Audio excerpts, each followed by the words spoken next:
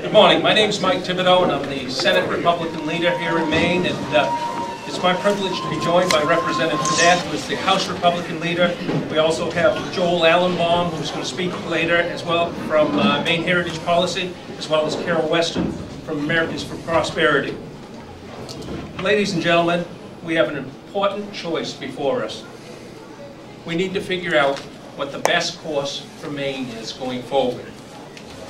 Is asking able-bodied individuals to take part in their own economic future the best course, or is growing state government and expanding the very program that is consuming huge portions of our budget and creating tremendous cost overruns the best course?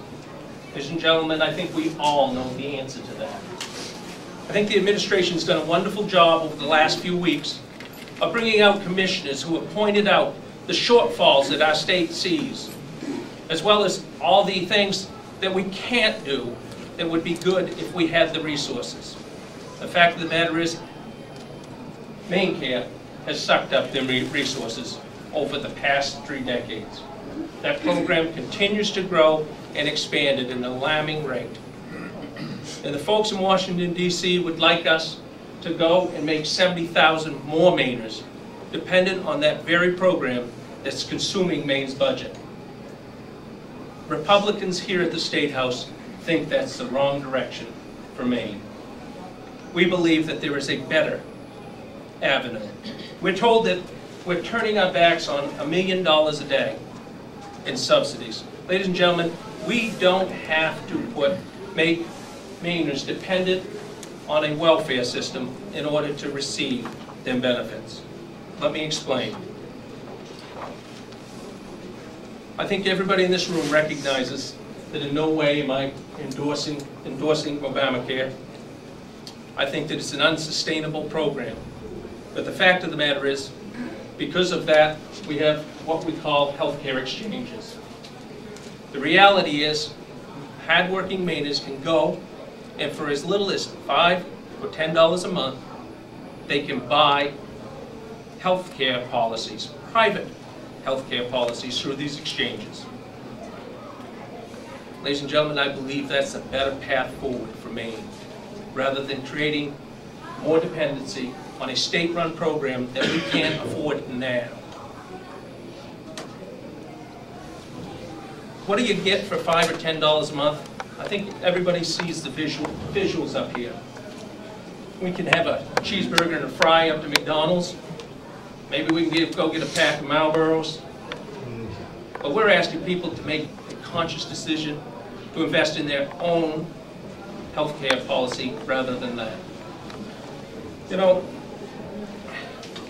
it's easy to want to be the party that continues to give something away. The Democrats would have you to believe that we can have 100,000 more Mainers, 70,000 more Mainers, you pick the number, dependent on government, and that it will simply be free. Well, and even if you buy the concept that there are no administration costs, which nobody in this room can believe, the fact of the matter is, in just 3 years, literally in January, when somebody returns here to the State House, they will be grappling with real costs associated with the expansion of this program. There will be someplace in the neighborhood of $150 million a year that will have to come out of the general fund to subsidize this program. That's unsustainable, unrealistic, and unreasonable. What we're asking people to do is take a small amount of money and invest it in their own health care program. Now, the Democrats will tell you that people that are under 100% of poverty don't qualify. That's simply not true. The fact of the matter is, it's a self-determination that qualifies you. The question is, do you intend to make it to the poverty level, $12,000 a year? Well, ladies and gentlemen, if folks are going to ask government to step in and subsidize their health care, then I think it's a reasonable expectation to ask people to make that conscious commitment to work just a little bit harder than they have been, to try just a little bit harder to meet that goal of making $12,000 a year. If they fall short, the federal government has told us there is no penalty. I think it's reasonable. It's better for Maine hospitals, given the fact that they will have private pay, insured customers coming through the door. The Medicaid costs will not be transferred to everybody else that has private pay insurance. It's a better path forward for Maine.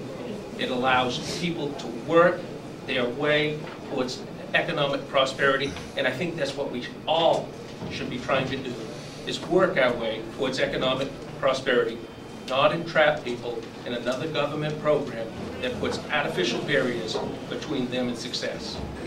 With that, Representative Fedett.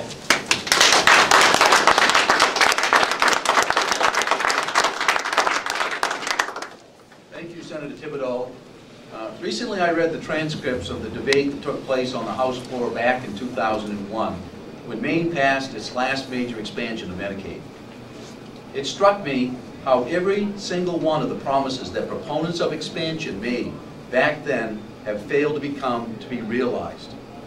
Charity care has gotten worse, not better. ER usage has not declined.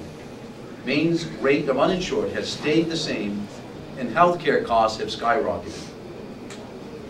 It made me think, will lawmakers be reading the transcripts of our debates 10 or 20 years from now and thinking the same thing when another welfare expansion proposal came up?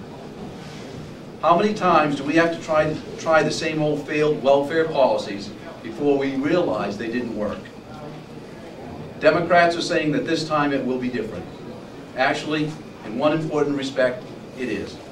There is an alternative for the people of Maine who are eligible for expanded Medicaid. Most of the people who will be eligible for Medicaid, if we expand, are already eligible for plans on the exchange at about $10 a month. Again, as Senator Thibodeau said, that's a half a pack of cigarettes. It's a Netflix membership, a couple of energy drinks. It's health care coverage from the feds that actually does not come out of the state coffers. In fact, about 5,000 Mainers who would be eligible for welfare if we expand have already signed up for the exchange. So understand again, if we expand Medicaid expansion, 5,000 people who have gone onto the exchange will then come off the exchange and will stop their own self-pay for their own health insurance policy.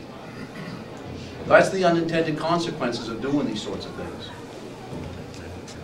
By pushing welfare expansion, Maine Democrats are telling them, we don't want you to have private insurance. We don't want you to chip in just a few bucks for your health. We want you trapped on welfare. That's the wrong message to send in a state that ranks second in the nation in welfare spending. I've raised the alarm many times about our broken welfare system. I've even mentioned a bill originally submitted by Representative Mel Neuendijk to create a tiered welfare system that removes incentives for people to turn down jobs, promotions, raises, and more hours at work. Democrats have killed that idea twice.